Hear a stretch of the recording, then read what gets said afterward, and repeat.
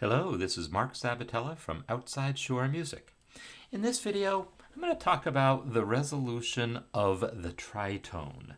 This is a subject that comes up a lot in discussion of music theory, the fact that a tritone is really dissonant and we need to resolve it in special ways. And yes, these things are true, but I do want to put it in some real world context. And you'll see here that I have pulled up a chorale harmonization by Bach. It's the first one in the collection that's usually published of, there's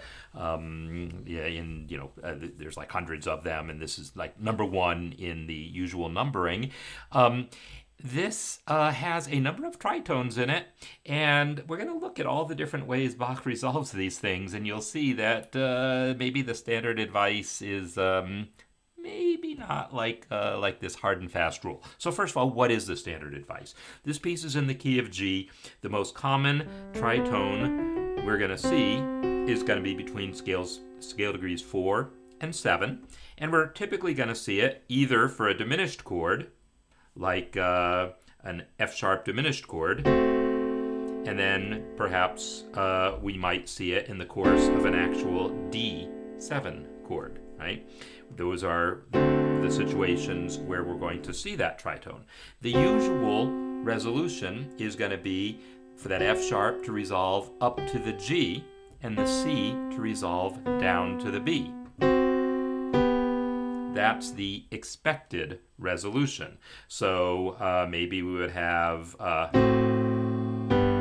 if it's a diminished chord, or if it's a dominant seventh chord.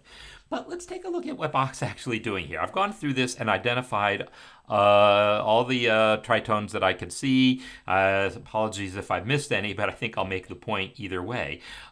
So the first one we see is between these inner voices here. Tenor has a C and the alto has an F sharp there. The tenor's C is continuing into the and of 2 there. And you'll see that instead of resolving this way, it's going there. This C is not resolving down to the B. That 4 is not resolving down to 3.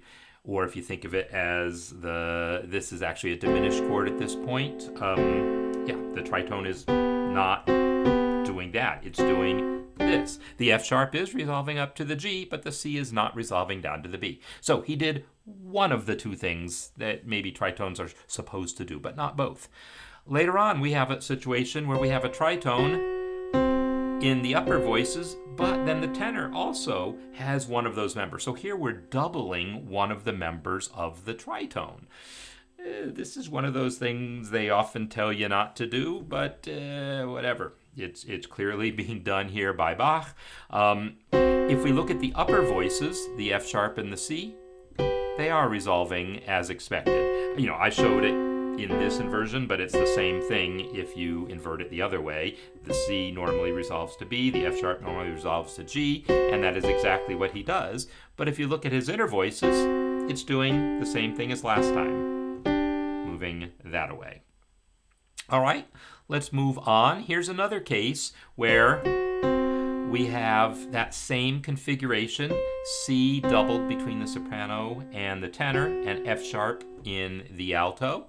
Here, the inner two voices do the expected thing, F sharp up to G, C down to B. It's the upper tritone that's doing this.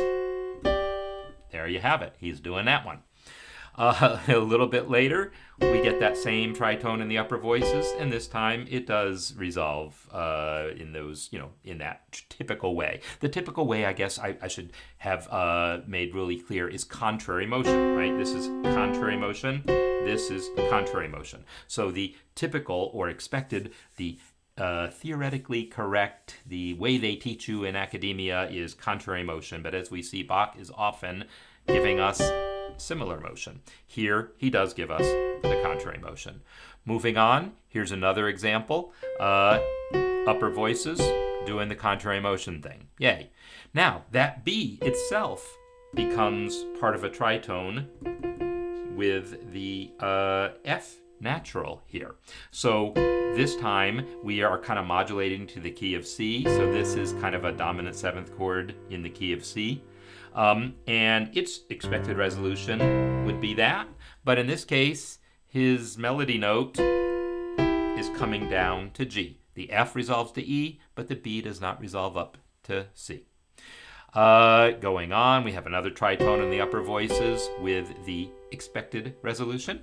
Oh, we have this guy down here in the bass and tenor, and it also has the expected resolution. And then we have this guy over here, inner voices, and this one has a deceptive resolution.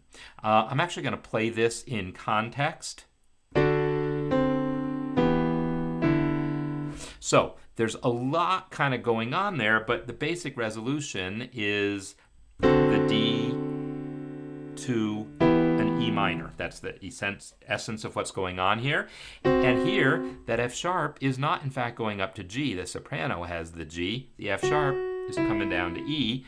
The C is going down to B. So he's giving us that, really.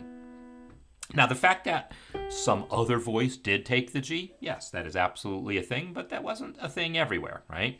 So that's not Bach's only out here. He's other places, like the one we just looked at over here. No one had that high C. That B was never resolved, right? And finally, we have a couple examples towards the end. We have this upper voice one resolving in contrary motion, and then we have this inner voice one resolving in similar. Nope, sorry, this one is resolving that way. Again, I got a little fooled by the soprano having that G, but the alto voice, who has the F sharp, moves to the D there. So what we're seeing here is Bach is basically breaking that rule, if you want to look at it that way, every single way. Or is he? Is the rule something that says you can't do this, or does it say if you don't do this, the consequences are the following? The consequences are the voice leading isn't quite as smooth, but that's all right. You have to make a lot of choices about voice leading, and sometimes that's not the most important consideration. Sometimes doubling is a more important consideration. Sometimes just having the melody you want to have is the more important consideration, right? He could have, in this last one, for example, instead of coming down here, he could have resolved that F sharp up to G. The melody note was going to be G in the soprano. Then he would have had a tripled root, right? And no fifth. Yeah, that's a perfectly fine thing to do. Bach just said, no, final chord, I want to have the doubling I want. I want to have just a doubled root and a fifth. And so that kind of won out. So what we do see, though, is that in that every single case there, you could go over this and look at it again if you like, in every single case, at least one of those two notes in the tritone resolved by step in the kind of usual way. At least one of the notes did. Sometimes they both did, but always at least one of them did. He never just leapt in both voices to something, completely unrelated like that. There was at least one voice moving by step. So that's what we can learn from just one of, many, many, many pieces that Bach wrote, that we see how freely he is treating the tritone, and yet also still holding on to that idea that, someone's probably going to want to move by step, and if I can move them both by step in contrary motion and not have to give anything else up in the process, that's the choice he makes, and he makes that choice quite a bit. So that's a little context of Bach's use of tritones and how he resolves them just in the context of this one chorale.